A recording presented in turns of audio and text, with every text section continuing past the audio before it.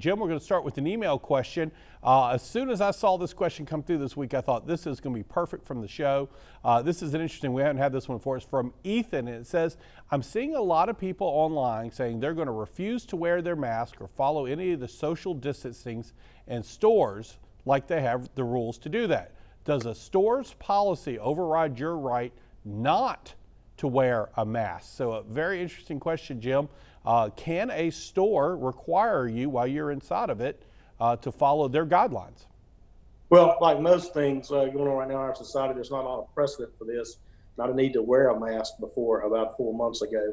So I think, though, in my opinion, store owners have the right to dictate what goes on in their store within reason. So just like they require you to wear shoes and shirts in some restaurants and some facilities, a store owner can require you to wear a mask, and if you don't, I think they're going to ask you to leave. You can be made to.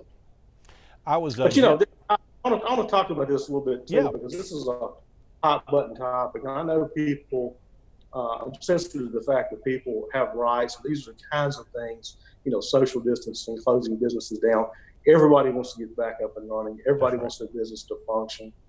You know, we're being asked to make a sacrifice, not only for yourself, or primarily not for yourself if you're a young person, but so that you don't contaminate someone else older or a vulnerable person.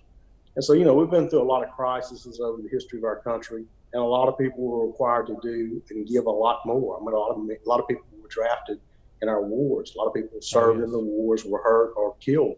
You know, in comparison to the sacrifices that others made, our forefathers, this isn't much of a sacrifice. I know it's painful, it's an imposition on what we're normally allowed to do as a free society, but it's for the greater good. And I think we can open back up, and we're doing that and do it in a safe and effective manner. But if some restaurant or public facility requires you to wear a mask, wear a mask. Jim, I liked your analogy of the shirts and shoes. I mean, we've seen the signs on the beach for years: no shirts, no shoes, no service, and folks generally don't get upset about this one. The mask thing is one of these things now. I just kind of keep I keep a face mask in my back pocket because when you walk into a place, you know they might have a rule. I try to respect it the best that I can, and you know it's just kind of like me having a handkerchief now. I just kind of keep one in my pocket all the time, and just try to do your part, I guess is what you're trying to say.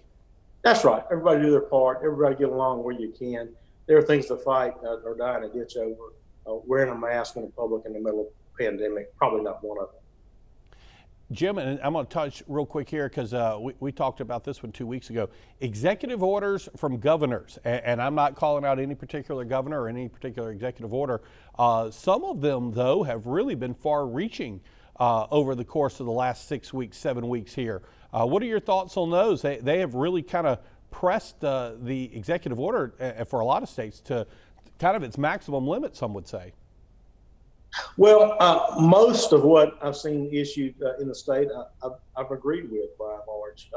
One in particular that was entered early on in the crisis sort of reeked of what I say lobbyist influence, and it basically made medical providers essentially immune, attempted to make them immune for any type of wrongdoing while the pandemic was going on. It was the language of the executive order was horrible.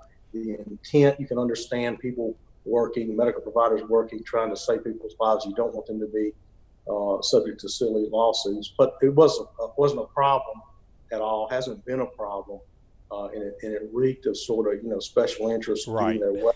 Using a pandemic as a way to do that. And so I think it was particularly egregious. I think it was bad. I don't think it's constitutional, but it's the last thing you want to see. There are a lot of things to worry about at this point in time in our state and in our country. There's no time for partisan politics or special interest to load up bills or executive orders with things that benefit them.